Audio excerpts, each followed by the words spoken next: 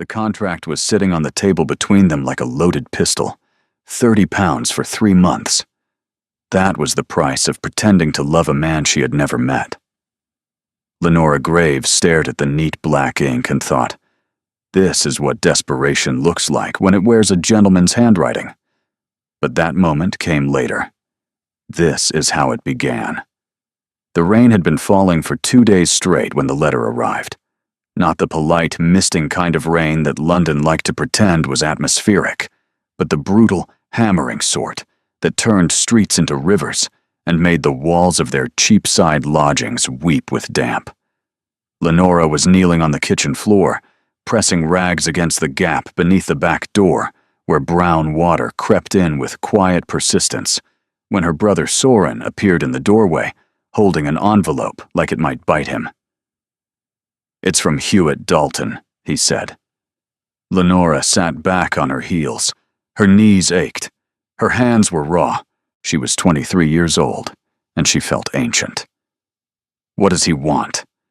He says there's work, real work, not like last time. Soren had the decency to look ashamed. Last time had involved a forged letter of introduction, a borrowed horse, and a constable who was faster than either of them had anticipated.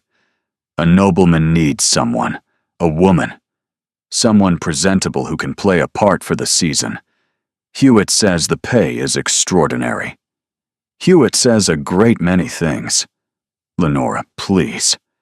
Soren crossed the kitchen and crouched beside her, his voice dropping. Mother's cough is worse. The apothecary won't extend credit again. And the landlord sent another notice this morning. If we don't find 30 pounds by the end of the month, we're out. She knew all of this. She lived inside the mathematics of their poverty every single day, counting pennies the way other women counted dance steps. Their father had been a silk merchant, prosperous and proud, until his partner absconded with the accounts and left him holding debts that ate everything. The shop, the house in Holborn, the future Lenora had imagined for herself. He hadn't died, but something in him had. The man who'd built an empire from bolts of cloth now sat in a chair by the window and stared at nothing, speaking only when spoken to, eating only when food was placed before him. Now she and Soren and their mother, and the ghost of their father, occupied 3 rooms above a chandler's shop and called it surviving. What kind of part? She asked. He didn't say exactly, just that she'd need to be educated, well-spoken, able to move in society without embarrassing anyone. Soren paused. He asked for you specifically. How flattering. Will you at least meet the man, hear what he's offering? She should have said no. Every sensible instinct she possessed was screaming at her to refuse, to find another way, to take in more mending or seek a governess position through proper channels. But proper channels took months, and they had weeks, perhaps days. Where? She said. A solicitor's office in Lincoln's Inn, tomorrow at noon. The solicitor's office smelled of dust and ambition. Lenora wore her best dress, which was also her only good dress. Dove gray wool, with careful mending at the cuffs that she hoped wouldn't be noticed. She had pinned her dark auburn hair beneath a modest bonnet, and rehearsed 15 different ways to say no politely, because she fully intended to hear this offer and walk away from it. Then he walked in. He was not what she expected. She had imagined someone old, portly, desperate in the way of aging lords who needed decorative wives for appearances. Instead, the man who entered the room was perhaps 30, tall and lean, with sharp cheekbones and dark eyes that swept over her once with the clinical precision of someone appraising an investment. His clothes were immaculate, his bearing rigid, and when he sat down across from her, he did not smile. "Miss Graves," he said. His voice was low, controlled, stripped of warmth. "I'm told you're intelligent, discreet, and currently in need of money. Is that accurate?" "I'm told you need a woman to pretend something for you," Lenora replied evenly. "Is that accurate?" His mouth twitched, not a smile, something closer to acknowledgement. "My name is Ashworth Colborne. I am the Marquess of Trevane, and what I need, Miss Graves, is a bride." The word landed between them like a stone dropped into still water of a lake. "A temporary bride," he continued, as if proposing a business arrangement no different from hiring a clerk. "For the duration of the London season, 3 months, perhaps 4, you would be presented as my betrothed, attend events at my side, reside in my household, and convince society that our attachment is genuine." "And why," Lenora said carefully, "would a marquess need to purchase a fiancé?" Something flickered behind his dark eyes. Annoyance, perhaps, or the discomfort of a man unaccustomed to explaining himself. He leaned back in his chair and studied her with an expression that suggested he was deciding how much truth she deserved. "Because," Ashworth said, "I'm being hunted."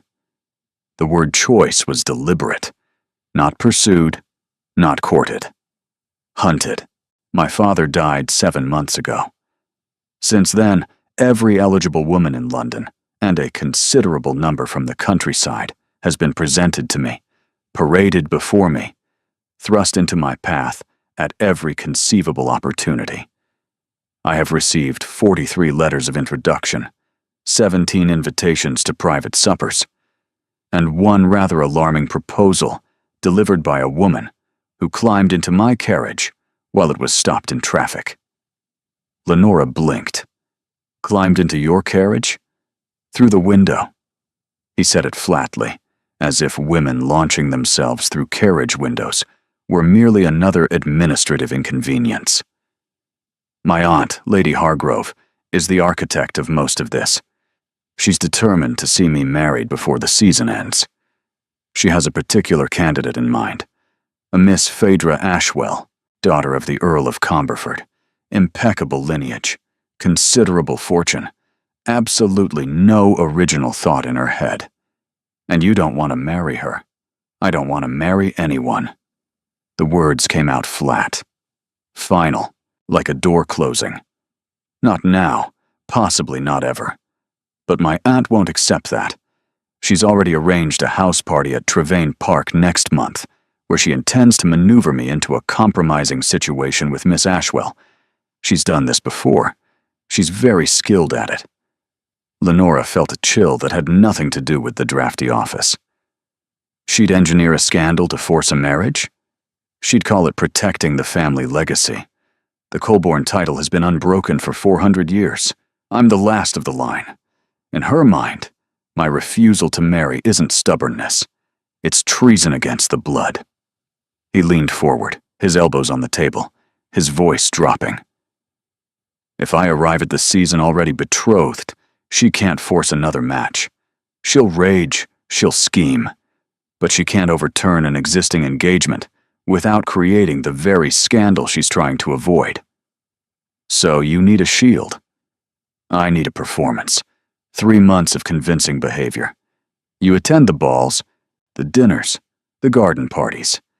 You smile, you converse, you act besotted.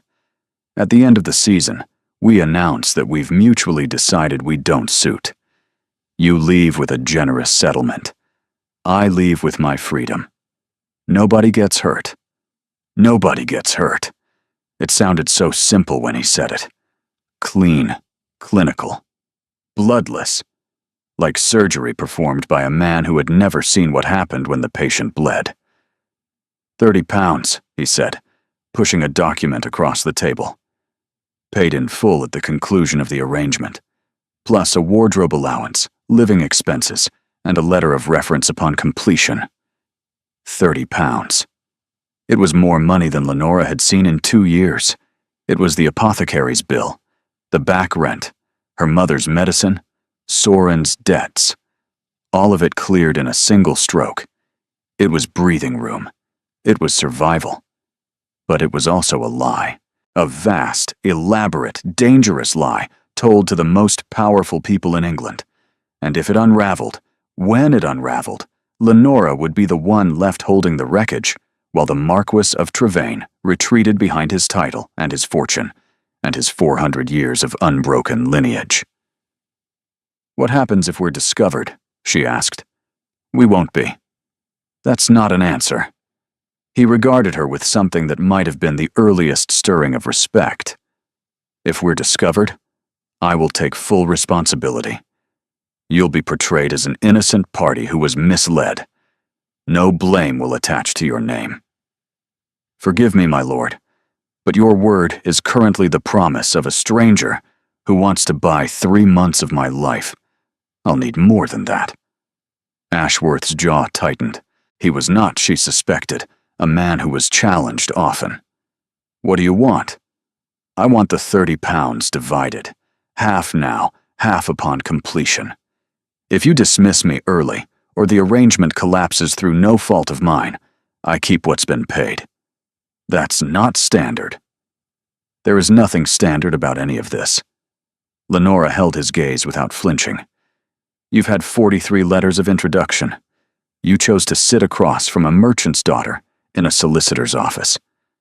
That tells me your options for this particular scheme are limited. So let's negotiate honestly, my lord, because I think you need me rather more than I need you." The silence that followed was long enough to be uncomfortable. Then Ashworth did something unexpected. He laughed. It was brief, startled, almost unwilling, as if the sound had escaped before he could trap it. 15 now, he said. 15 upon completion. And if it collapses, you keep whatever has been paid, plus a bonus of 5 pounds for your trouble. Agreed? Lenora looked at the contract. She thought of her mother's cough, the landlord's notice, the water creeping under the kitchen door. She thought of her father sitting silent by the window, a man who had trusted a partner and lost everything. "One more condition," she said. "I want to know who I'm deceiving." Ashworth frowned. "I've told you. Society at large, my aunt, not the audience, the players. I need to know every person who matters in your world, who your aunt's allies are, who the rivals will be, who will be watching me closest and looking hardest for cracks. If I'm going to walk into a lion's den, I need a map of the teeth." He stared at her for a long moment.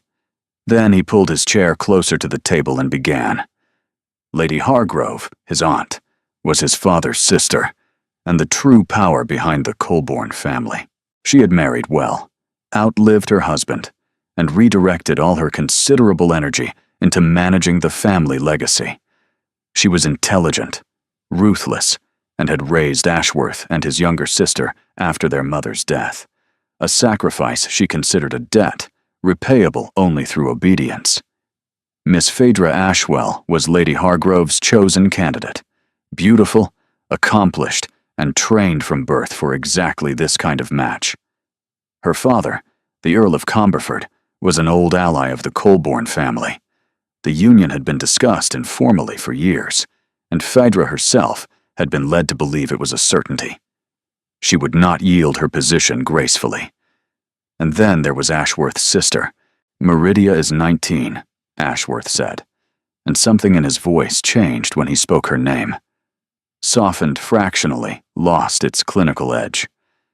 "She's been living with our aunt since father's death. She writes to me constantly, asking to come to London, asking when things will be normal again. Our aunt uses her as leverage. If I cooperate with her plans, Meridia gets a proper debut. If I resist, Meridia stays in the country, invisible. Your aunt holds your sister hostage. My aunt would call it guidance. Your aunt sounds monstrous. My aunt is practical. There's a difference, though sometimes a narrow one." He stood, crossing to the window of the solicitor's office. The rain had stopped, and weak sunlight pushed through the clouds like an apology. "If this works, if we are convincing, my aunt will have no choice but to abandon the Ashwell match. Once a public engagement exists, she can't undermine it without damaging the family reputation she's devoted her life to protecting. And once the pressure lifts, I can bring Meridia to London properly, On my terms. Lenora heard what he wasn't saying. This wasn't just about avoiding marriage. It was about rescuing his sister from a woman who wielded love like a weapon. "When do we begin?" she asked. "Tomorrow evening. There's a reception at Guildford House. Lord and Lady Marchbanks host it annually to open the season. Everyone who matters will be there, including my aunt and Miss Ashwell. They don't know about you yet. No one does." "And you plan to simply arrive with a fiancé no one has heard of?" "I plan to arrive with a woman who will be so composed, so articulate, and so utterly convincing that no one will dare question the attachment until it's too late to matter. That's a great deal of faith to place in someone you met an hour ago." "I'm not placing faith, Miss Graves. I'm placing a bet." His dark eyes held hers. "Don't make me regret it." Lenora returned to Cheapside with £15 in her reticule and the sensation of having stepped off a cliff. She told her mother she'd secured a position as a companion to a nobleman's sister. Not entirely a lie, not remotely the truth. Her mother wept with relief and immediately began planning how to stretch the money across every outstanding debt. Soren watched her with narrowed eyes. "What's the real arrangement?" "The one I just described." "Lenora." "Leave it, Soren. For once in your life, just accept that something is working and don't try to improve it." He let it go, but she could see the questions banking behind his eyes like embers. Soren always wanted to know the angles, not dishonest, but perpetually convinced that the next clever move would fix everything.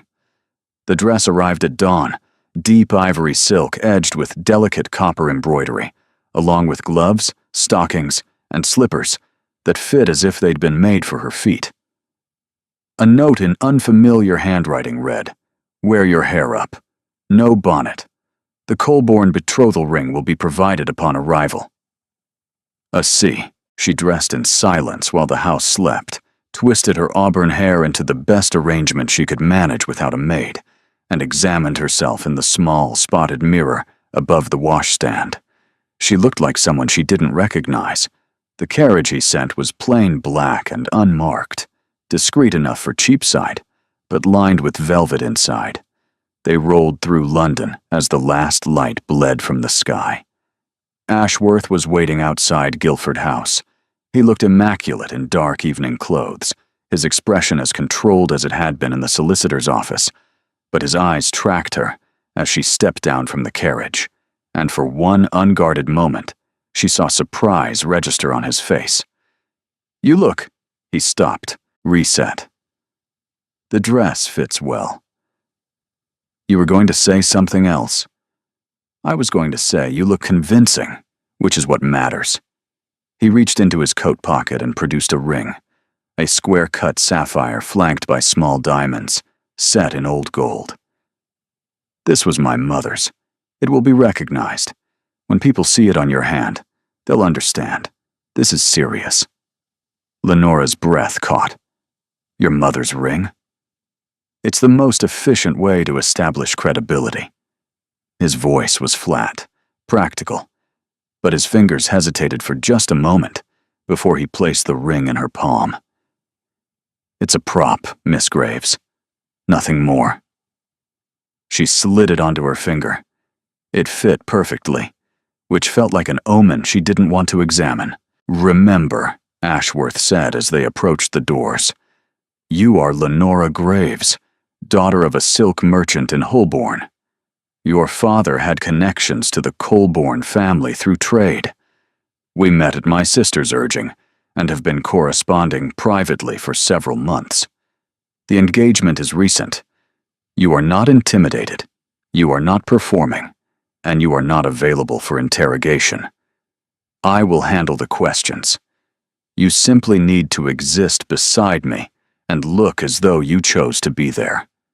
And if someone asks me a direct question, answer it honestly wherever possible. Lies are harder to maintain than truths. Your background is modest but respectable. There's no shame in it, and anyone who suggests otherwise reveals their own character, not yours." It was, unexpectedly, the most reassuring thing he could have said. The doors opened, and light and noise and the scent of hothouse flowers poured over them like a wave. Hundreds of candles blazed from chandeliers. Laughter and music tangled together in the warm air. Everywhere Lenora looked, she saw silk and diamonds and the effortless confidence of people who had never once wondered whether they could afford new boots. Ashworth offered his arm. His expression was a mask of calm authority, but she felt the tension in his muscles, the coiled readiness of a man walking into battle. She took his arm, lifted her chin, and stepped into the light. They made it approximately 12 steps before the first strike came. Ashworth. A woman's voice cut through the noise like a blade through silk. What a delightful surprise. Lady Hargrove materialized from the crowd, as if she'd been waiting, and knowing what Lenora now knew about this woman, she probably had been. She was perhaps 60, slender as a reed, with silver hair swept into an elaborate arrangement, and pale blue eyes that missed nothing. She wore dark violet and enough amethysts to fund a small hospital. Her gaze landed on Lenora's hand, on the ring, on the sapphire that had once belonged to her brother's wife. The temperature around them dropped 10 degrees. "Aunt Hargrove," Ashworth said, his voice perfectly steady. "Allow me to introduce Miss Lenora Graves, my fiancée." The silence that followed lasted perhaps 3 seconds. It felt like 3 centuries. Then Lady Hargrove smiled. It was the most dangerous smile Lenora had ever seen. Warm on the surface, glacial underneath, promising nothing good. "How wonderful," she said softly. "And what a remarkable surprise. I had no idea you were even acquainted with anyone named Graves." Her eyes moved to Lenora's face, cataloging every detail with surgical precision. "Tell me, dear, where exactly did you come from?" Lenora felt the weight of every gaze in the room turning toward them. She felt Ashworth's arm tense beneath her hand. She felt the sapphire ring pressing against her finger like a brand. She met Lady Hargrove's eyes and smiled back. "Holborn, your ladyship. Though I suspect that's not really what you're asking." Lady Hargrove did not flinch. She absorbed Lenora's words the way a duelist absorbs the first strike, acknowledging the blow, already calculating the next. Around them, the reception continued, but a small radius of silence had opened, guests pretending not to listen while listening intently. "Holborn," Lady Hargrove repeated, tasting the word. "How resourceful of you, Ashworth. A merchant's daughter." She turned to her nephew with a smile that could have frosted glass. "Your father would have been fascinated." "My father would have approved," Ashworth replied, his hand covering Lenora's where it rested on his arm. The gesture was possessive, deliberate, and entirely for the audience. "He valued character over pedigree. Your father valued a great many things that proved impractical." Lady Hargrove's gaze returned to Lenora, lingering on the sapphire ring. "That was my brother's wife's ring. Did he tell you that?" "He did, your ladyship." "And you weren't troubled by wearing a dead woman's ring to secure a living man's title?" The cruelty was precise, surgical, designed to make Lenora stumble in front of the watching crowd. She felt the blood drain from her face, but kept her voice level. "I was honored that Lord Trevane trusted me with something so precious. It speaks to the depth of his regard." A small sound from somewhere behind Lady Hargrove, a stifled gasp, or perhaps a laugh. Lenora couldn't tell. But Ashworth's hand pressed against hers, a silent signal. "Hold steady. We shall discuss this further in private," Lady Hargrove said, her smile hardening into something that was no longer pretending to be pleasant. "Tomorrow. You will both come to Hargrove House for tea. 2 o'clock. It was not an invitation. It was a summons.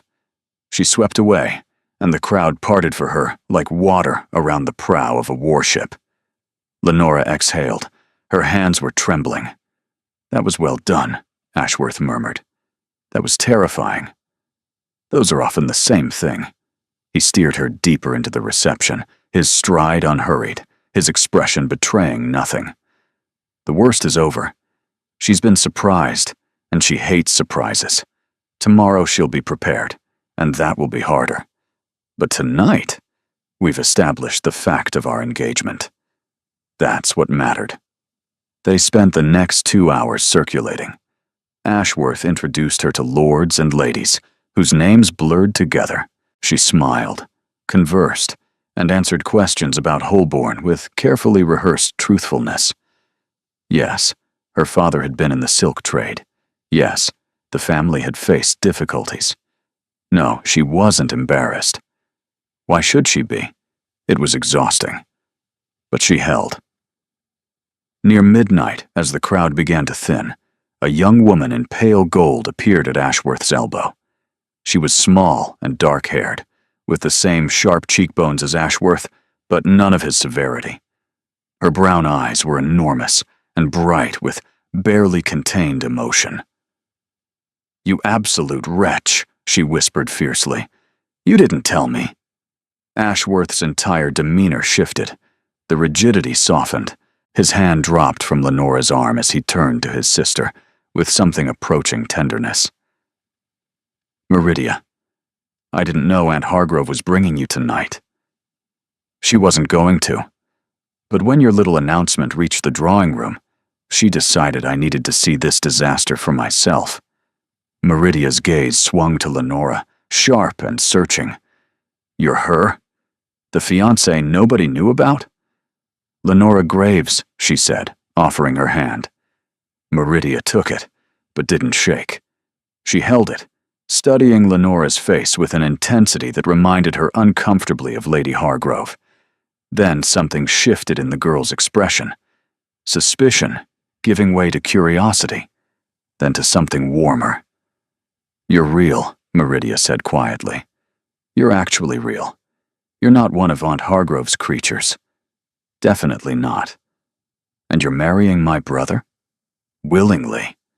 Very willingly." The lie came out smooth. Too smooth. Lenora felt a pang of guilt she hadn't expected. Meridia's face broke into a grin so wide it transformed her entirely. "Then you must come stay with us, at Colborne House. I've been trapped in the country for months, with nothing but Aunt Hargrove's opinions and needlework for company. Please say you'll come. Please. I'll go mad otherwise." "Meridia," Ashworth began. "She's your fiancée. She should be staying with the family.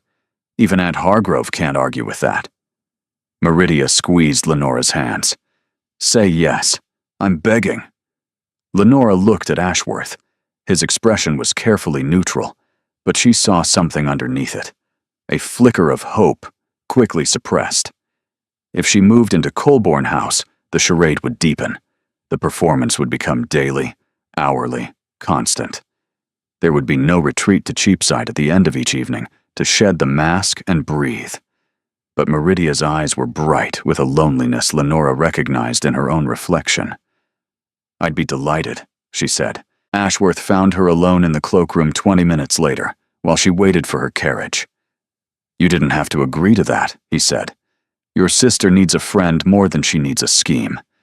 His expression hardened. "I'm aware of what my sister needs." "Then you're aware that keeping her isolated in the country, while your aunt uses her as a bargaining chip, is cruelty, however practical it might be." The words were sharper than she'd intended. Ashworth's eyes darkened, and for a moment she thought he'd snap at her. Instead, he was quiet for several long seconds. "I've been trying to get her to London for months," he said finally, his voice stripped of its usual control. "Every request goes through my aunt. Every plan requires her approval. She holds Meridia's debut, her social standing, her entire future as leverage against me. If I defy her openly, Meridia suffers. That's the calculation I live inside, Miss Graves, every single day." The rawness in his voice caught Lenora off guard. This wasn't the cold, clinical man from the solicitor's office. This was a brother suffocating under an impossible choice. "Then let me help," she said quietly. Not as your fake fiancé. As someone who understands what it feels like to watch someone you love be used as currency. He studied her face for a long time. You continue to surprise me, Miss Graves. Is that a good thing? I haven't decided yet. But the ghost of something, not quite a smile, but its distant cousin, crossed his face as her carriage arrived. She climbed in with his mother's sapphire still on her finger, and the unsettling realization that this arrangement was already becoming something she hadn't planned for. Colborne House stood on the north side of Grosvenor Square, like a monument to the certainty of old wealth. Lenora arrived the following morning with one trunk containing everything she owned. The trunk looked pitiful, sitting in the marble entrance hall, dwarfed by the soaring ceiling and the portraits of Colborne ancestors stretching back centuries. A housekeeper named Mrs. Caulfield greeted her with brisk efficiency and no visible judgment. The blue rooms have been prepared, miss. His lordship thought you'd prefer the east wing. The morning light is quite pleasant. The blue rooms turned out to be a suite larger than Lenora's entire home, a bedroom with a four-poster bed hung in soft blue damask, a sitting room with its own fireplace and writing desk, a dressing room with a wardrobe that could have housed a family of 4. The windows looked out over a private garden where early roses were beginning to bloom.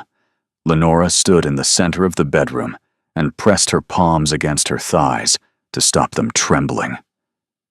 This was temporary, a stage set, 3 months, and then she'd fold it all up and walk back to her real life carrying 30 pounds and whatever references she could gather.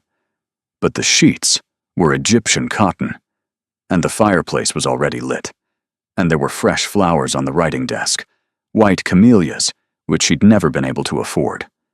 A knock at the door startled her. "Miss Graves, I'm Dorrit. His lordship assigned me as your lady's maid." The girl who entered was perhaps 18, freckled and bright-eyed, with red gold hair tucked under a starched cap. She carried a tea tray balanced with practiced ease. "I brought breakfast. Mrs. Caulfield said you hadn't eaten, and it's a long time until luncheon." "That's very thoughtful. Thank you." Dorrit set the tray down and began unpacking Lenora's trunk with gentle hands.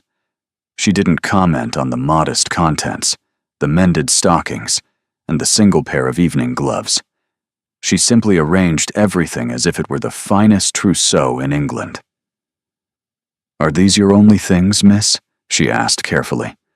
"For now." "Well, Lady Meridia mentioned a fitting with Madame Hartshorn this afternoon. I expect you'll have plenty more soon enough." Dorrit smiled shyly. "If you don't mind my saying, miss, the house has been dreadful quiet since his old lordship passed. Lady Meridia only arrived last week, and his lordship barely leaves his study. It's nice to have someone new."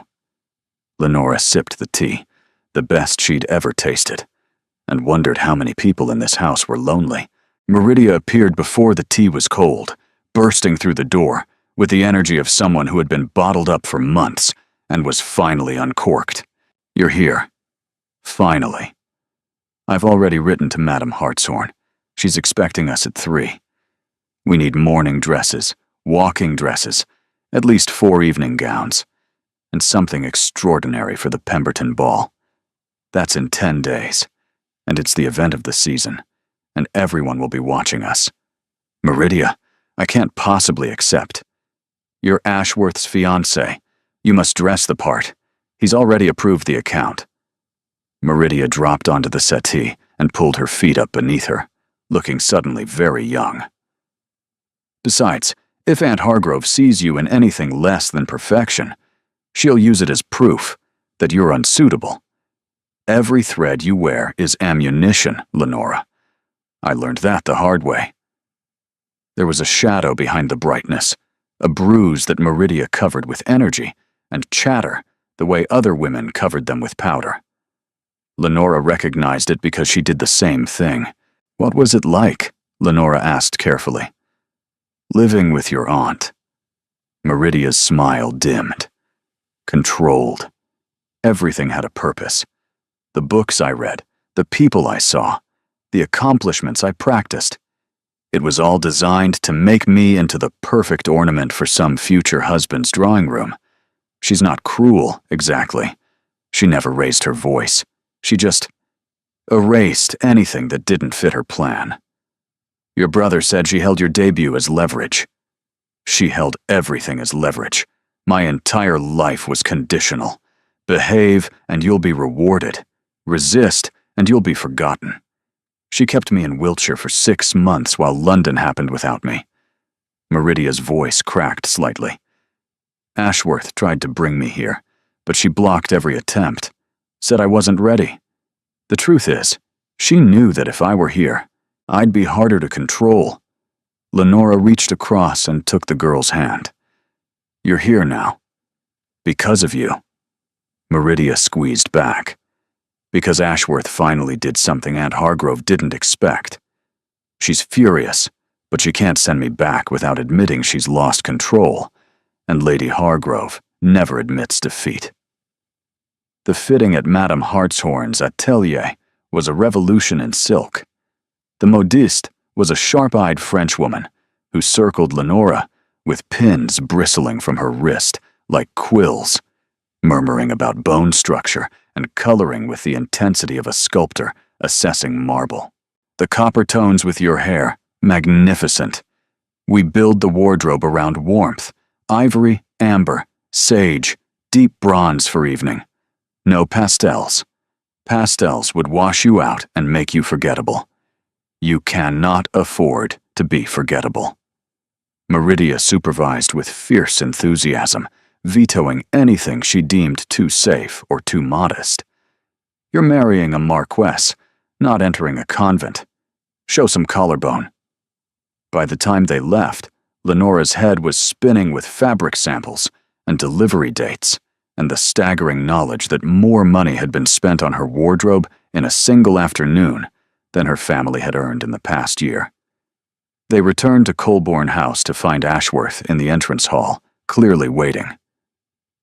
The tea with my aunt is in 2 hours, he said without preamble. We need to prepare. Meridia's brightness flickered. Must I come? No. This is between Miss Graves, myself, and Aunt Hargrove. Relief washed across Meridia's face. She pressed Lenora's hand once, courage, and disappeared upstairs. Ashworth led Lenora to the library, a magnificent room, floor-to-ceiling mahogany shelves, leather armchairs, a globe in the corner, old enough to show countries that no longer existed. My aunt will try to break you this afternoon, he said. She'll probe your background, test your composure, look for inconsistencies. She's had 24 hours to prepare, and Lady Hargrove with preparation time is formidable. Questions about your father's business, the timeline of our supposed courtship. She'll want dates and specifics that can be verified or disproven. Then we need the truth, wherever possible, wrapped around a single necessary lie. That we're in love. He said the words clinically. Everything else should be accurate. The more truth in the frame, the harder it is to crack. They spent an hour constructing the narrative. They'd met through a mutual acquaintance connected to Ashworth's late father's solicitor. They'd corresponded for 3 months. The engagement was private because Ashworth wanted to spare Lenora the pressure of public scrutiny. I'm not ashamed of who I am. No. He looked at her, and for a moment the clinical mask slipped. No, I don't think you are. That might be the most remarkable thing about you. Hargrove House was a fortress disguised as a townhouse. A butler with the demeanor of a palace guard admitted them and led them to a drawing room so perfectly appointed it looked like a painting rather than a place where anyone actually lived. Lady Hargrove was waiting in a high-backed chair near the fireplace. Tea things were arranged beside her, fine porcelain, silver, a plate of delicate cakes that Lenora suspected no one was expected to eat. Sit, Lady Hargrove said. Not please sit, not do sit down, just the command, stripped bare. They sat. Ashworth chose the settee and Lenora sat beside him, close enough that their shoulders almost touched. The proximity was strategic. Lady Hargrove noted it with a flicker of her pale eyes. "I'll dispense with pleasantries," she said. "I spent this morning making inquiries. Arthur Graves, silk merchant, dissolved his business following the embezzlement of his partner. The family relocated to Cheapside. Mrs. Graves takes in mending. The son has accumulated debts with at least 4 establishments. The daughter, her gaze fixed on Lenora, has been seeking employment as a governess without success for 18 months. Every word was a blade, precisely placed. Lenora felt her face heat, but she kept her hand still in her lap. "You're thorough, your ladyship." "I'm protective. There's a difference." Lady Hargrove poured tea with movements so controlled they might have been mechanical. "My nephew is the Marquis of Trevane. His estate encompasses 11,000 acres, and an income that would make most men delirious. He is also the last of his line. The woman he marries will bear the next Colborne heir and represent 4 centuries of legacy." She set down the teapot and looked at Lenora with cold assessment. "Explain to me, Miss Graves, why that woman should be you." Lenora opened her mouth, but Ashworth spoke first. "She doesn't need to justify herself to you. She does if she intends to survive in this world." Lady Hargrove's voice was sharp. "I'm not your enemy, Ashworth, though I know you believe otherwise. I'm the only person in this room thinking clearly. Infatuation fades. Novelty wears thin. When the excitement of defying me has passed, you'll be left with the consequences of a reckless choice, and so will she. My choice is not reckless. Your choice is barely 2 months old. You've known this girl since... when? January? February. March, Lenora said quietly. Lady Hargrove turned to her. March. 2 months. And in 2 months, you've decided to bind yourself to a man whose world you cannot possibly understand. With respect, your ladyship, I understand more than you assume. Do you? Do you understand what it means to manage a household with 40 servants? To host a dinner for a cabinet minister? To navigate a scandal without flinching? To bury a husband and carry on as if your heart hasn't been ripped from your chest because the family name requires it? The last question broke through Lady Hargrove's composure for just a moment. Lenora saw it. A crack in the armor, pain leaking through like light through a fracture. This woman had buried her own husband, had carried on, had built this fortress of control because the alternative was collapse. "No," Lenora said. "I don't understand all of that. Not yet. But I understand loss. I understand watching someone you love be diminished by circumstances beyond their control. I understand carrying a family when everything that held it together has been taken away." Lady Hargrove's eyes narrowed. Pretty words. Honest ones. My father built everything from nothing, and when it was stolen from him, he didn't have a title or an estate or a legacy to fall back on. He had nothing but his family. And watching him break under that weight taught me something your nephew's world never could. What it means to survive when there's no safety net beneath you. The room was very quiet. Ashworth sat motionless beside her, and she could feel his attention like heat. "You're bold," Lady Hargrove said finally. "Recklessly bold. The kind of bold that gets young women destroyed in society. Or the kind that earns respect from women who've survived it." For a long, suspended moment, Lady Hargrove simply looked at her. Then she did something Lenora did not expect. She turned to Ashworth. "Leave us." Ashworth tensed. "Aunt Hargrove." "Leave us. I wish to speak with Miss Graves alone." He looked at Lenora. She nodded, a tiny motion, but enough. He stood, his reluctance visible in every rigid line of his body, and left the room. The door clicked shut behind him. Lady Hargrove set aside her teacup and leaned forward, and suddenly she looked not like a general, but like a woman carrying a weight she'd never been allowed to set down. "Now then," she said, without the audience, without my nephew's protective hovering, "tell me the truth." "The truth about what?" "About why you're really here. Because I've watched a great many women orbit Ashworth since his father died, and not one of them had the nerve to look me in the eye and talk about survival. Gold diggers simper, social climbers flatter. You did neither. So either you're extraordinarily well-trained, or you're something I haven't encountered before." Lenora's heart hammered. This was the moment where the charade could crack open, where one wrong word would expose the contract, the 30 pounds, the entire mercenary architecture of this arrangement. "I'm here because your nephew asked me to be," she said carefully, "and because I believe I can be good for him." Good for him. Lady Hargrove tasted the phrase. My brother, Ashworth's father, died believing he'd prepared his son for everything, but he hadn't prepared him for grief. Ashworth has been performing his duties admirably since the funeral. The estates are managed, the tenants are satisfied, Parliament receives his attendance. But he's not present. He goes through the motions of living without actually inhabiting his own life. Lenora recognized the description. It was the same thing she'd seen in her own father. "He needs someone who will refuse to let him disappear into duty," Lady Hargrove continued. "Someone who will challenge him, irritate him, force him to feel something beyond obligation.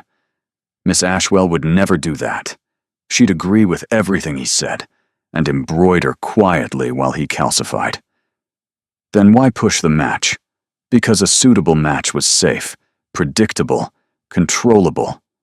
Lady Hargrove stood and moved to the window. "After my husband died, I chose control over everything else. I controlled my household, my family, my grief. Because if I controlled enough, nothing could hurt me again." She turned back, her eyes bright with something that might have been tears in a woman who permitted tears.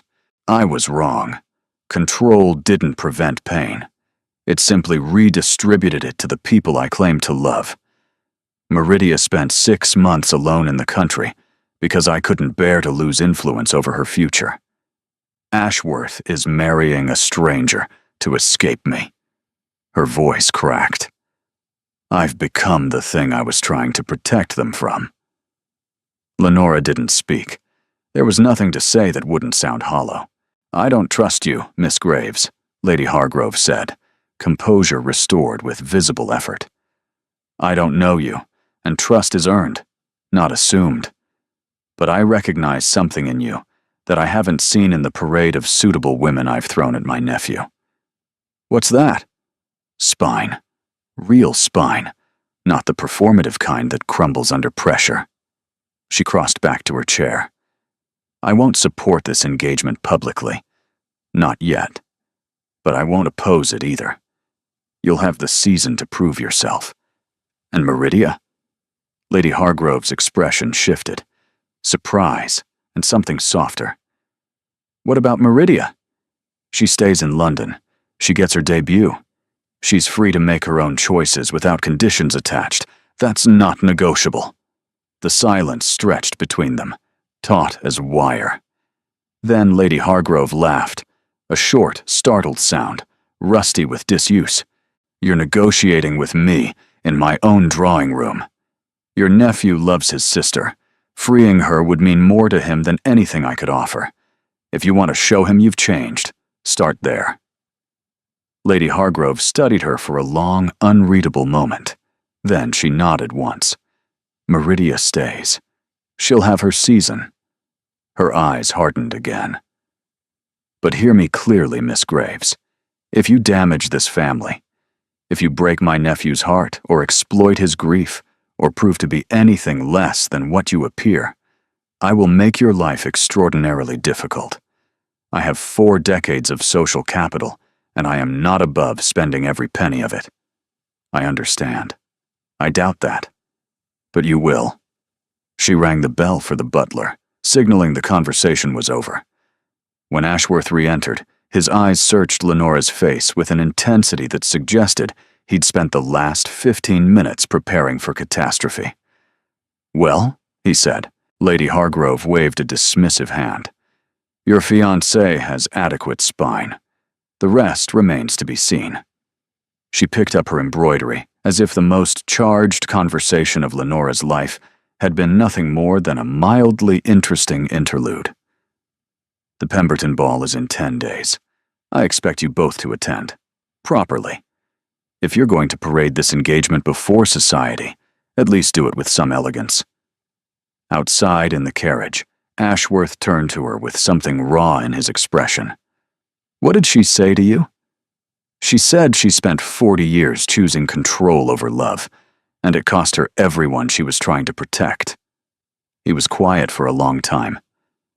"She's never said anything like that to me, not once. Maybe she couldn't. Maybe it was easier to say it to a stranger."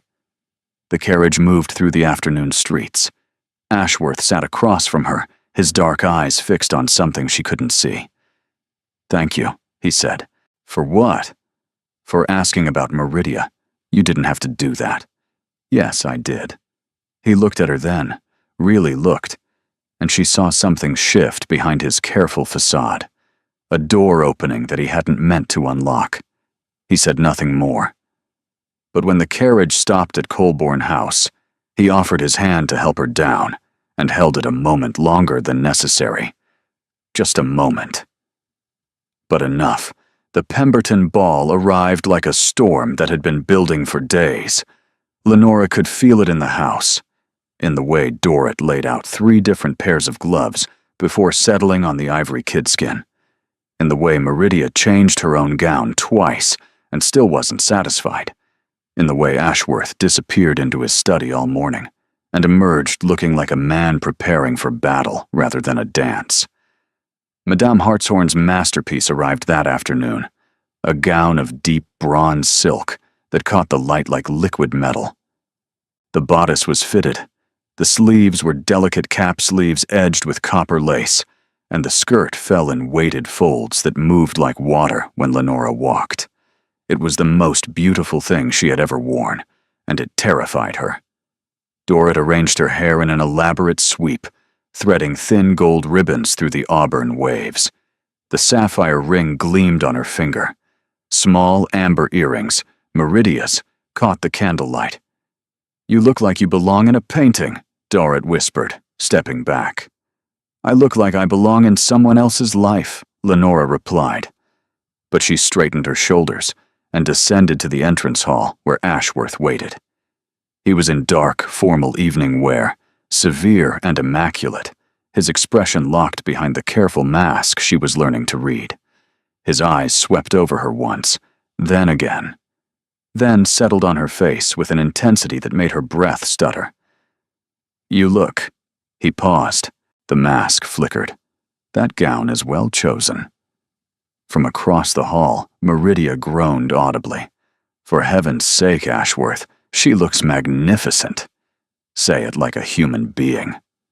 Something shifted in his expression, not quite a smile, but the architecture of one. "You look magnificent, Miss Graves." "Thank you, my lord." Her voice was steady, even if her pulse was not. The Pemberton estate blazed with light. Carriages stretched down the drive in a glittering queue, and the ballroom itself was a cathedral of candles, mirrors, and hothouse flowers that made the air heavy with jasmine and ambition.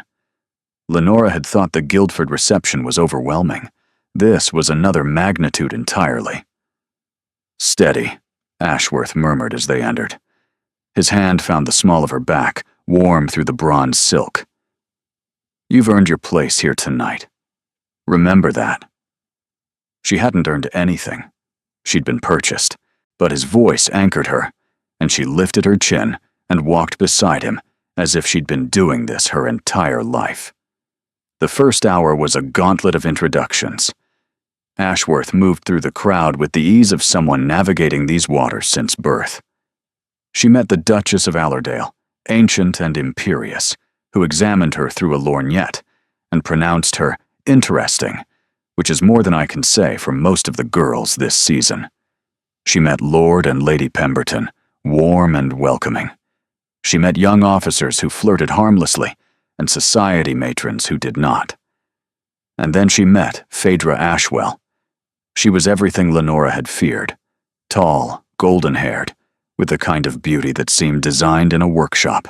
Her ice blue gown was clearly Parisian, and she wore it with the confidence of a woman who had never doubted she was the most striking person in any room. Lord Trevane. Her curtsy to Ashworth was a study in practiced grace. How lovely to see you. And this must be— She let the pause stretch, deliberate and dismissive. Miss Graves. Lady Phaedra. Lenora returned the courtesy. What a beautiful gown. French, isn't it? The embroidery is exquisite. You have an eye for needlework. How charming. The implication was clear. A merchant's daughter would know stitching the way a lady knew music. Tell me, how are you finding London? It must be quite different from— Another loaded pause. Cheapside, was it? Holborn, originally. Though I've lived in several parts of London. One of the advantages of modest means you learn the whole city, not just the fashionable corners. Phaedra's smile tightened. How resourceful. Miss Graves is being modest, Ashworth interjected, his voice carrying just enough to be overheard by the surrounding guests. Her father supplied silk to half the best houses in London. I suspect many of the gowns in this room tonight were made from Graves fabric. It was a masterstroke. Suddenly, Lenora wasn't an interloper. She was a supplier, a connection, someone who had touched this world even from the outside. Several women nearby glanced at their own dresses with sudden interest. Phaedra's composure held, but something hardened behind her eyes. How fascinating. You must tell me more about the trade sometime. I find commerce so educational. She glided away, and Lenora released a breath she'd been holding for what felt like minutes. That was deliberate cruelty, she murmured to Ashworth. That was an opening skirmish. The real assault will come later.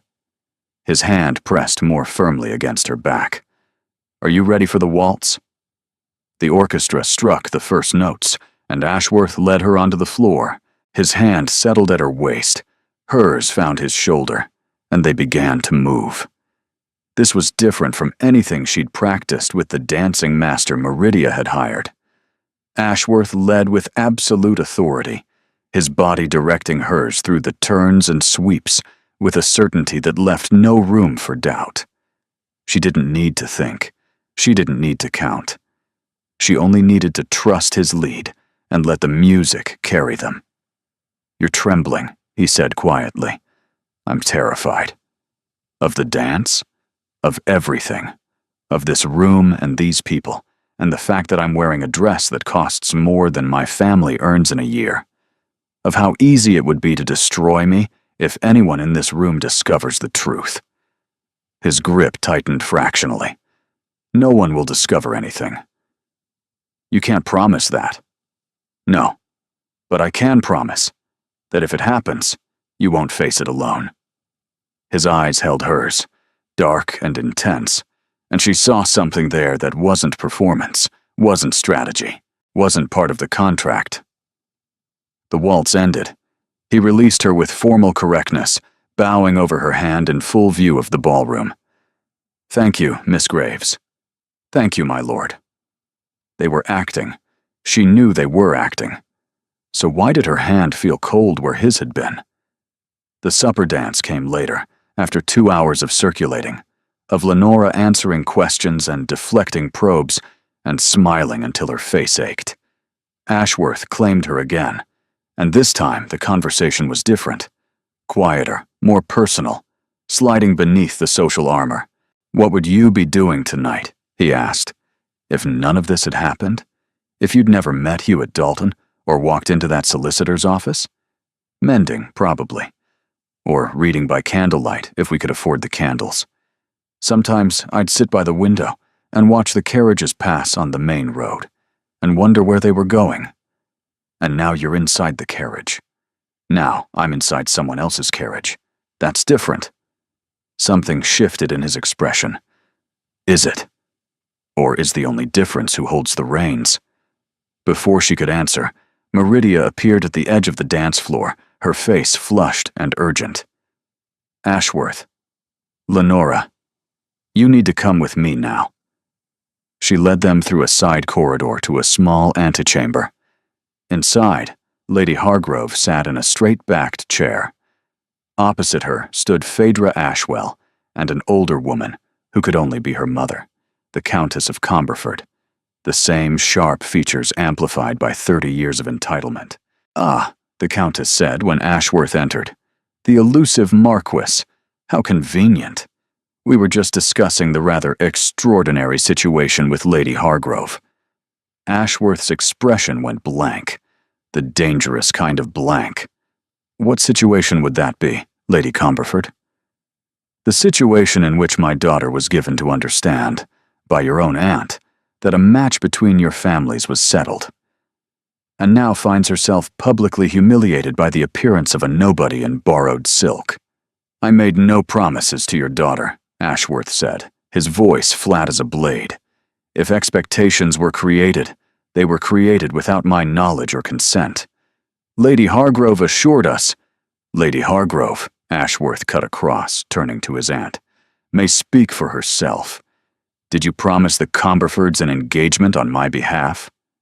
Lady Hargrove sat perfectly still. Then she spoke with devastating calm. "I indicated that Ashworth would be amenable to the match. I was mistaken. I overstepped. It will not happen again." It was an admission that cost her dearly.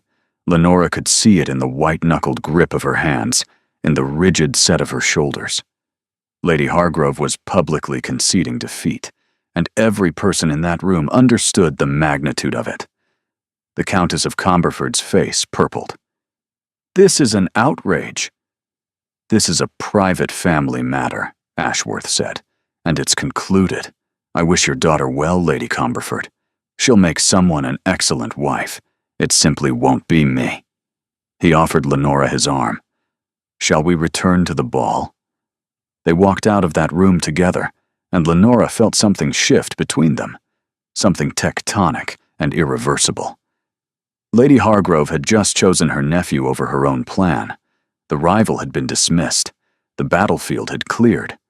And Ashworth's hand on her arm wasn't performing anymore. On the terrace, away from the music and the watching eyes, they stood in cool evening air that smelled of cut grass and distant rain. "She surprised me," Ashworth said quietly. "My aunt. I didn't expect her to concede. She did it for you, not for me. Perhaps." He turned to face her. The moonlight caught the sharp planes of his face, turning him into something from a story. The Dark Lord in the garden, the prince who couldn't say what he meant. Or perhaps she saw something in you that made her reconsider what suitable actually means. "Don't romanticize this, Ashworth. We have a contract." "I'm aware of the contract." His voice dropped. "I'm also aware that contracts don't explain why I spent the entire waltz memorizing the way your eyes look when you're frightened, but pretending not to be." Her breath caught. "That's not—" "Or why I've been sleeping less since you moved into Colborne House. Or why I find excuses to be in whatever room you're occupying. Or why the thought of this ending in 3 months makes me feel like someone is removing the air from the room, slowly and deliberately. Ashworth. My name is Ashworth to everyone. But you—" He stepped closer. "You could call me by my name if you wanted to. I don't even know your given name. Rhett." He said it like a confession. "My mother chose it. No one uses it anymore. Rhett." The name felt intimate on her tongue, private, like holding something fragile. "We should go back inside," he said, but didn't move. "We should," she agreed, but didn't move either. The space between them narrowed to nothing, and in the shadows of the Pemberton terrace, with the music drifting like smoke through the open doors, the Marquess of Trevane kissed the woman he'd hired to pretend to love him. And there was nothing pretend about it. The days after the Pemberton ball existed in a strange suspension between what was real and what was arrangement. Ashworth, Rhett, did not mention the kiss. Lenora did not mention the kiss. They continued their public performance with practiced ease, attending a garden party at the Allerdale estate, and a dinner hosted by Lord Marchbanks, where Lenora charmed the table with a story about her father negotiating a silk shipment from Milan, using nothing but schoolboy Italian and sheer stubbornness. But underneath the performance, everything had changed. The careful distance Ashworth maintained in private had collapsed. He appeared in the library when Lenora was reading, bringing tea he claimed Mrs. Caulfield had made too much of. He asked about her family, real questions, the kind that couldn't be explained by needing background for the charade. "Tell me about your mother," he said one evening, settled into the leather chair across from hers while rain streaked the library windows. "She's the strongest person I know. When Father lost everything, she didn't cry. Not once. At least, not where we could see. She simply began mending, literally. Took in other people's clothing and repaired it, stitch by stitch, until there was enough money to keep us fed. She made it look natural, as if she'd always intended to spend her evenings hunched over torn petticoats by candlelight. And your father? Broken. Not in a dramatic way. In the quiet way that's almost worse. He goes through the motions, eats when food is placed before him, reads when a book is opened in his lap. But the man who built a business from nothing, who could talk anyone into anything, who used to fill our house with laughter, that man left and didn't come back. Ashworth was quiet for a long time. I understand that more than you know. Your father? After my mother died, he was present in body and absent in everything else. He managed the estates with mechanical efficiency. He attended Parliament. He made decisions. But he never remarried, never pursued happiness, never seemed to want anything for himself. I used to think it was devotion. Now I think it was surrender. And you're afraid you're doing the same thing. His hand stilled on the armrest. I'm afraid it runs in the blood. The Colborne men love completely and break permanently. My grandfather was the same after my grandmother died. 3 generations of men who couldn't survive loss. That's not inheritance. That's a choice. Is it? His eyes met hers, and the vulnerability there was staggering. Because I've been choosing control and distance and duty for 7 months, and it was working perfectly well until you appeared in a solicitor's office and started dismantling everything. Lenora's heart hammered. I haven't dismantled anything. You've dismantled me. He said it simply, like stating a fact about the weather. I had a plan. Survive the season, shake off my aunt's matchmaking, keep everyone at a safe distance. And then, you walked in with your gray wool dress and your 15 different ways to say no. And he stopped, ran a hand through his hair. This wasn't supposed to happen. No, Lenora whispered. It wasn't. They looked at each other across the library, the fire crackling between them, and Lenora felt the ground shifting beneath her, the careful architecture of their arrangement crumbling into something far more dangerous and far more real. What happens now? She asked. I don't know. I've never not known before. I've always had a plan, a strategy, a next move. But with you, he shook his head. With you, I just want to stay in this room and pretend the season never ends. She should have pulled back, should have reminded them both of the contract, the timeline, the inevitable conclusion. Instead, she crossed the space between them, knelt beside his chair, and took his hand. I'm scared too, she said, because wanting something this much gives it the power to destroy you. His hand turned in hers, fingers interlacing. My father's lesson? My father's too. He lifted her hand and pressed his lips to her knuckles, gently, reverently, as if she were something sacred rather than something purchased. Stay, he said. Not because of the contract. Not for £30. Stay because you want to. If I stay for the wrong reasons, stay for any reason. I'll take any reason you'll give me." It was the most unguarded thing he'd ever said, and it was the moment Lenora realized, with the quiet certainty of a door clicking shut, that she was in love with a man she'd been hired to pretend to love, and that the pretending had stopped weeks ago. But love, she'd learned from watching her parents, was not the same as safety, and the higher you climbed in someone else's world, the further you had to fall. The blow came 3 days later, at a luncheon hosted by Lady Sinclair. Lenora was standing near the refreshment table, talking with Meridia about the latest novel they'd been reading together when she heard the whispers. Contract, apparently. Hewitt Dalton arranged it. £30 to play the fiancé for the season. Merchant's daughter with debts. The brother's a gambler. The whole family is one step from the workhouse. And she's wearing his mother's ring. Can you imagine the presumption? The words hit her like ice water. She turned slowly and found Phaedra Ashwell watching from across the room with a smile that was pure satisfaction. Behind her stood a man Lenora recognized with a sickening lurch. Hewitt Dalton, looking simultaneously guilty and defiant. Hewitt had told them, whether for money or revenge, or simply because men like Hewitt couldn't resist proving they knew secrets, he had told Phaedra everything.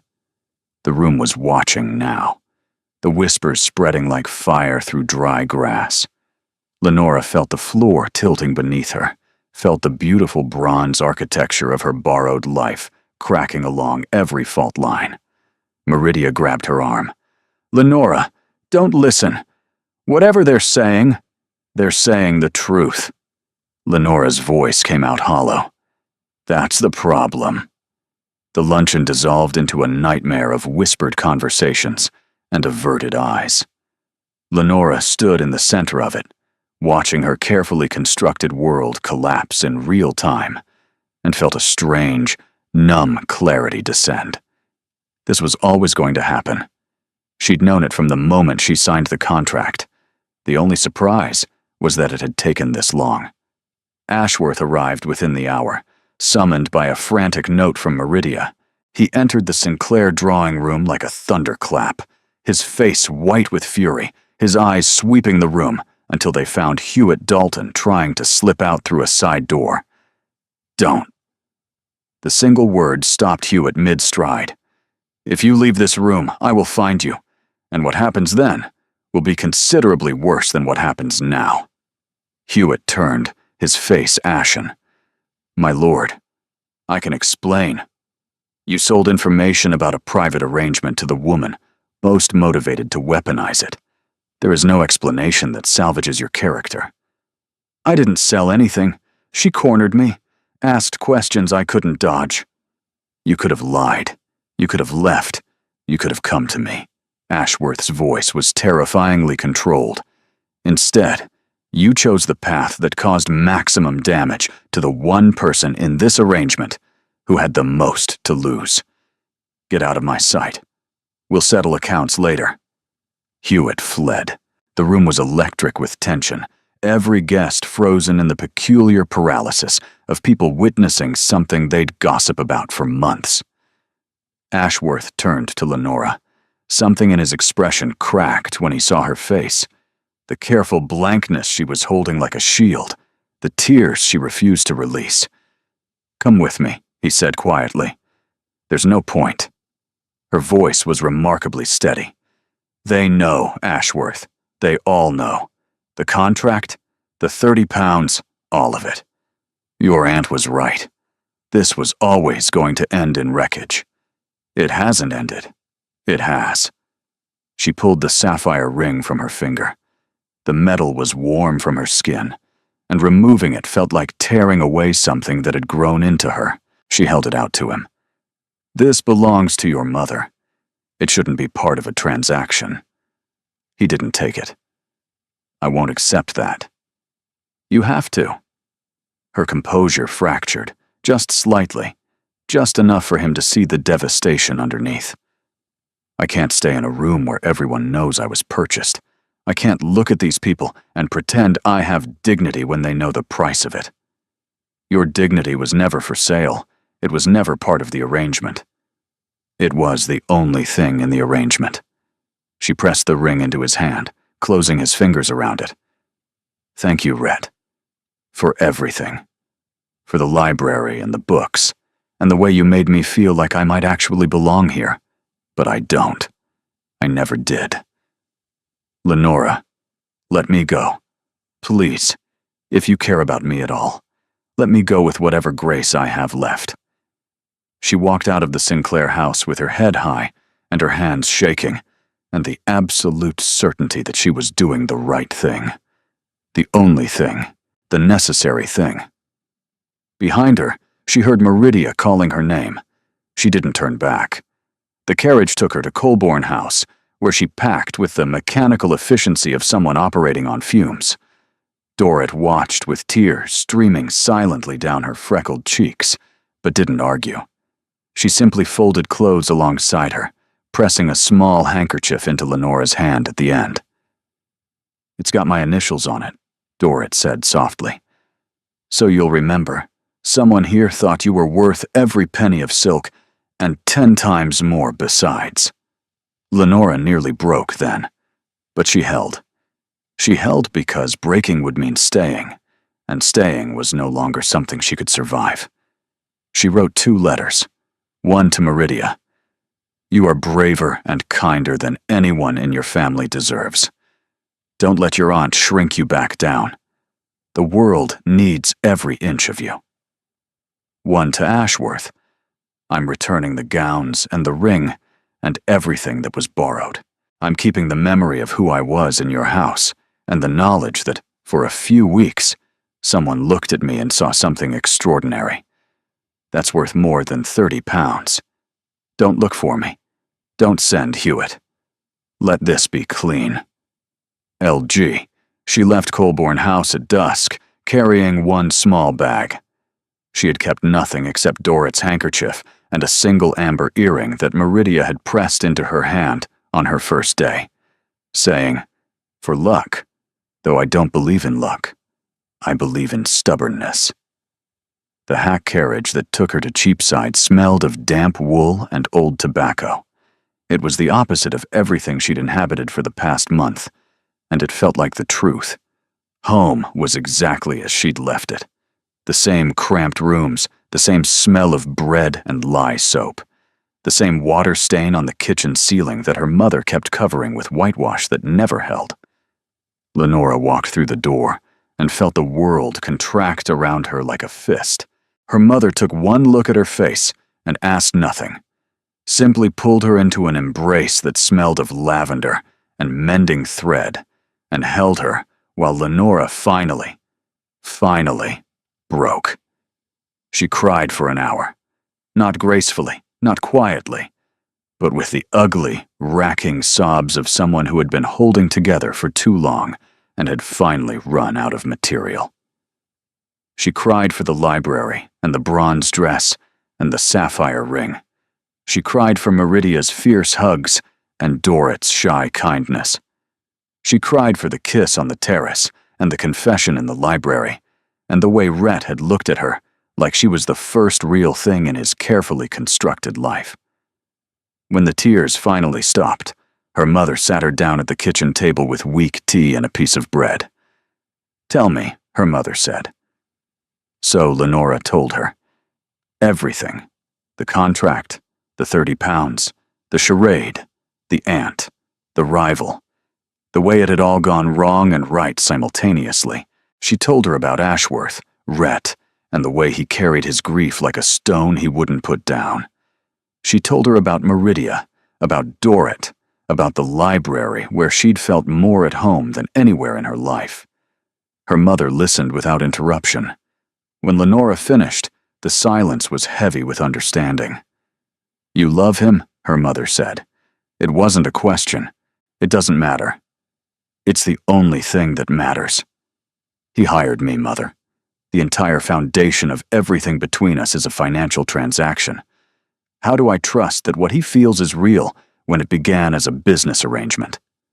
Her mother reached across the table and took her hands. "Your father hired me, you know. Did I ever tell you that?" Lenora blinked. "What?" "He needed someone to keep his books when he first started the business. I was 17, desperate for work, and terrible at arithmetic. He hired me anyway, because he said I had an honest face." Her mother's eyes were soft with memory. "I worked for him for 2 years before he proposed. And when he did, I said exactly what you're thinking now. How can this be real when it started as a transaction? What changed your mind?" "He did. Not with grand gestures or declarations. With consistency. With showing up every day and treating me as his equal, not his employee. With building a life that included me, not as an accessory, but as a partner." Her mother squeezed her hands. "How something begins doesn't determine how it ends, Lenora. People start as strangers every day and end as family. The origin doesn't poison the destination. But the scandal, everyone knows. His reputation, his family, are his to risk, not yours to protect." Lenora stared at the tea growing cold in her cup. Through the thin walls, she could hear the chandler's wife singing off-key. The drip of the water stain, the creak of the building settling into itself. Small sounds. Real sounds. The soundtrack of a life she'd tried to escape and kept being pulled back to. 3 days passed. Lenora scrubbed floors and mended stockings and tried to remember who she'd been before bronze silk and sapphire rings. She couldn't. The person who had lived in these rooms before the solicitor's office was gone, overwritten by someone who'd tasted a different life and couldn't unfeel it. On the 3rd day, Soren came home with news he could barely contain. "He's gone mad," Soren said, dropping into a chair. "The Marquis. Completely, spectacularly mad." "What are you talking about?" "He stood up in his club, White's, Lenora, and told every man in the room that Hewitt Dalton was a traitor and a coward, and that any gentleman who repeated slander about Miss Lenora Graves would answer to him personally. Then he went to the Comberfords' house and informed the Earl that if his daughter continued spreading malicious gossip, the Comberford family's rather extensive gambling debts would become public knowledge." Lenora's stomach dropped. "He didn't." "He did. And then, this is the part you'll really like, he went to Lady Hargrove's house, and according to the servants who overheard it, he told his aunt that she could either support his choices or lose access to him permanently. No negotiations, no compromises. His exact words apparently were, "I have spent my entire life living according to other people's expectations, and the one time I found something worth defying those expectations for, I let her walk away. That is a mistake I intend to correct." The room was very quiet. "He's coming here," Soren said gently. "Tomorrow. He asked me to tell you." "You spoke to him?" "He found me, tracked me down at the Lamb and Flag, bought me dinner, which was extremely awkward, by the way, being bought dinner by a marquess in a public house, and asked me for one thing." "What?" "Permission to try again." "He arrived at noon. No carriage, no footman, no display of wealth or status. He walked up the narrow street to the chandler's shop in a plain, dark coat, hatless, and knocked on the door like an ordinary man calling on an ordinary woman." Lenora opened the door, and for a moment neither of them spoke. He looked terrible. Dark circles beneath his eyes, his hair less than perfectly ordered, a tension in his frame that suggested he hadn't slept or eaten properly in days. But his eyes, when they found hers, were absolutely clear. "May I come in?" he asked. She stepped aside. He entered the small parlor and looked around without a trace of judgment. The worn furniture, the threadbare rug, the single window with its view of the alley. He took in everything and dismissed nothing. "Sit down," Lenora said, because she didn't know what else to say. He sat in her father's chair. She sat across from him in her mother's. Between them On the small table sat a teapot that didn't match its cups, and a plate of biscuits her mother had stress-baked at dawn. "Before you say anything," Lenora began, "I need you to understand why I left. You left because Hewitt betrayed the arrangement, and you believed the exposure destroyed any possibility of... I left because I was in love with you, and I couldn't tell the difference between what was real and what was purchased." The words tumbled out, raw and unpolished. "Every time you looked at me, every conversation, every moment in the library, I kept asking myself, is this genuine? Or is this a man performing affection because it's part of the plan? And when the secret came out, when everyone knew about the contract, I couldn't bear the thought that you might defend me out of obligation rather than... Lenora." His voice was quiet but absolute. "Stop." She stopped. "I need to say something, and I need you to hear it without arguing, which I recognize is a significant challenge for you." The ghost of a smile crossed his face. "The contract was real. I won't pretend otherwise. I hired you because I needed a shield, and you accepted because you needed money. That's how it started. That's the truth. I know, I'm not finished." He leaned forward, elbows on his knees, his gaze holding hers with an intensity that pinned her to the chair. "What I didn't anticipate, what no contract could have accounted for, was you. Not the performance of you. You. The woman who negotiated with me in a solicitor's office like she was holding a royal flush and not a pair of twos. The woman who looked my aunt in the eye and demanded freedom for a girl she'd known for less than a day. The woman who sat in my library and told me that surrender was a choice, not an inheritance, and made me believe it for the first time in 7 months. His voice roughened. "I fell in love with you somewhere between the Guildford reception and the Pemberton ball. I don't know the exact moment. I don't think it was a moment. I think it was an accumulation. Every conversation, every challenge, every time you refused to be impressed by my title or intimidated by my world. You made me want to deserve the life I'd been given instead of simply enduring it."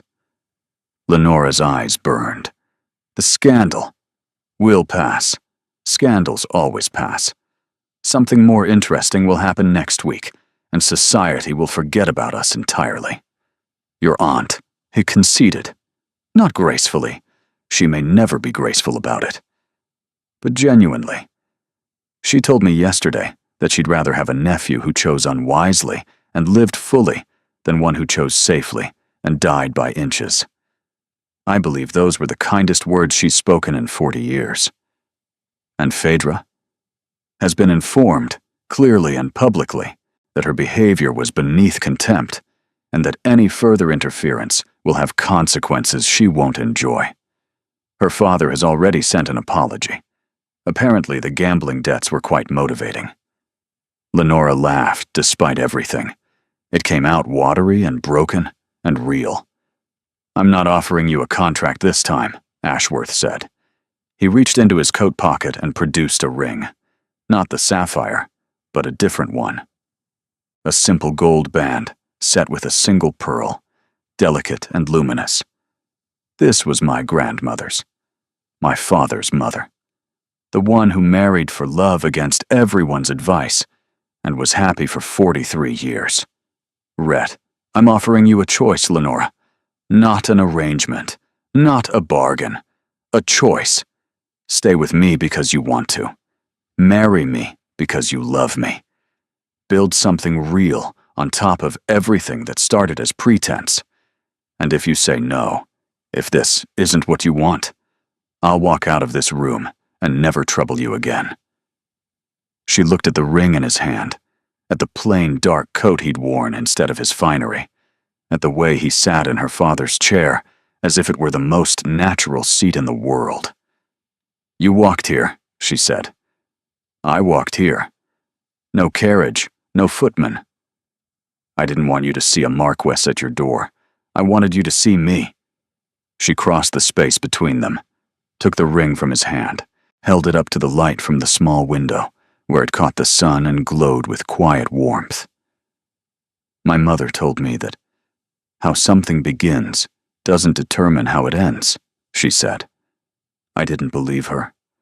I thought she was being sentimental. And now? Now, I think she might be the wisest person I know. She slid the ring onto her finger. It fit perfectly. Yes, Rhett. Not because of 30 pounds or bronze dresses or sapphire rings. Because you walked here. Because you sat in my father's chair. Because you made me brave enough to want something I was terrified to have. He stood and pulled her into his arms and held her, not with the careful formality of a marquess, but with the desperate tenderness of a man who had been drowning and had finally reached solid ground. When they pulled apart, her mother was standing in the doorway, crying silently, and her father, her quiet, broken father, was standing behind her with an expression Lenora hadn't seen in 3 years. He was smiling. 8 months later, on a cold December evening, Lenora stood in the library of Colborne House, her library now, filled with her books alongside his father's collection, and found a letter. It was tucked inside a volume of Keats that had belonged to Ashworth's father, a slim envelope addressed in a careful hand that she recognized from the marginalia scattered throughout the collection. She opened it with gentle fingers. My dear boy, the letter began. I am writing this knowing I may never send it, and knowing equally that someday you may need to read it. Your mother was the great unexpected gift of my life. I was supposed to marry sensibly. Your grandmother had a list of candidates as long as my arm, each one more suitable than the last. Instead, I fell in love with a woman who argued with me about philosophy and laughed too loudly at dinner parties, and once threw a book at my head when I was being insufferably pompous. Your Aunt Hargrove called it a disaster. Your grandmother called it a miracle. They were both right. Love is always both. I know that when I am gone, you will retreat. You are my son, and retreating is what Colborne men do when the world becomes too sharp.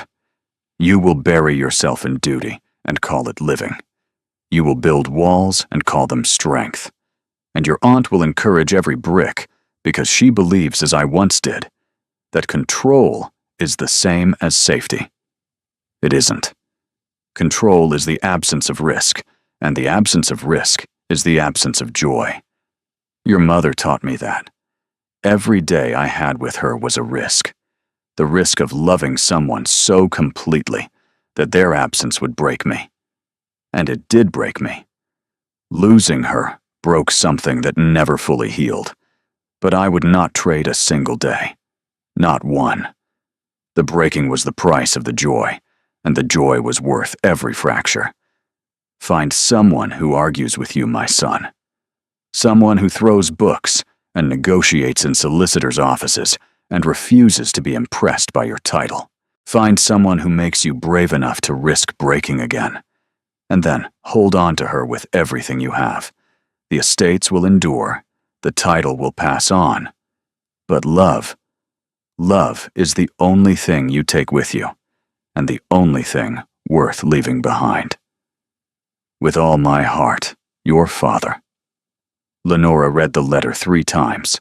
Then she sat down in the leather chair by the fire, Rhett's chair, now also hers, and held the pages to her chest and cried the kind of tears that are not grief, but gratitude. She was still there when Rhett found her. What's this? He crossed the room and saw the letter. His face went still. Where did you find it? In the Keats. He must have tucked it away years ago. Ashworth took the letter and read it standing, his back to the fire, his face doing something complicated and raw that he would never have allowed anyone but her to see. When he finished, he pressed the pages against his mouth and closed his eyes. He knew, he said hoarsely.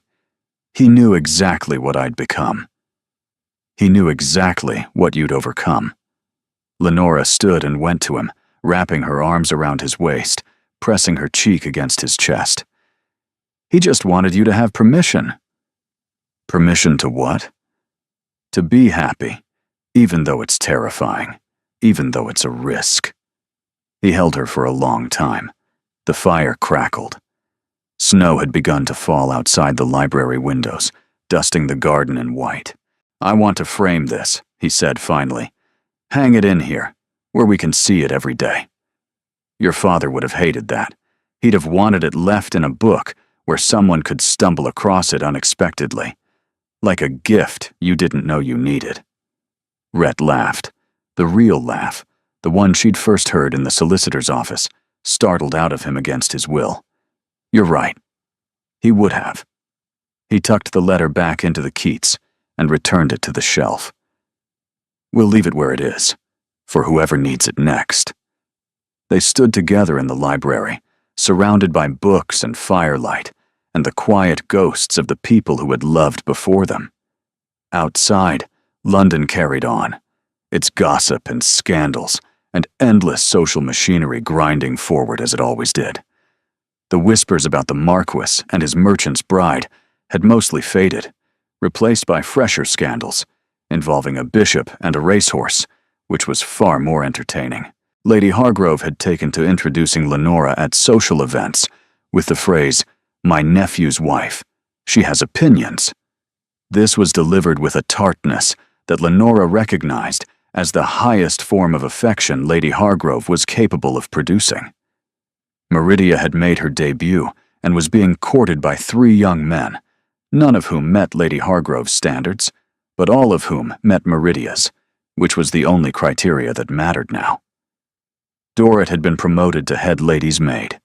She still brought tea without being asked.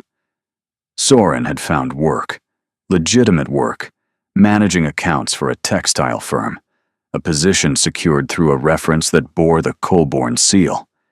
He was, against all odds, proving reliable. Their mother wrote that she barely recognized him, and Hewitt Dalton had disappeared to the continent, which was probably for the best. Every year, on the anniversary of the day Lenora had walked into a solicitor's office and agreed to sell 3 months of her life for £30, she and Rhett returned to that same office. It had been converted into a bookshop, which they both considered a significant improvement. They would browse the shelves for an hour, selecting 1 book each, and walk home together through whatever weather London offered. It was their tradition, their reminder, their proof that sometimes the best things in life begin as transactions and end as something money could never buy. Thank you for being here. You are the reason these stories exist, because you believe in love that risks everything for something real, in characters who fight for happiness even when the odds are stacked against them, in endings that feel earned and true. Your presence makes this space warm and welcoming, and I'm grateful for every moment you spend with these characters. Do you have a favorite line or scene? Your engagement helps me understand what moves you, what keeps you listening, and what kinds of stories to create next. Consider subscribing if you'd like more romances with emotional depth and genuine character growth. Thank you for being here. You make this community what it is.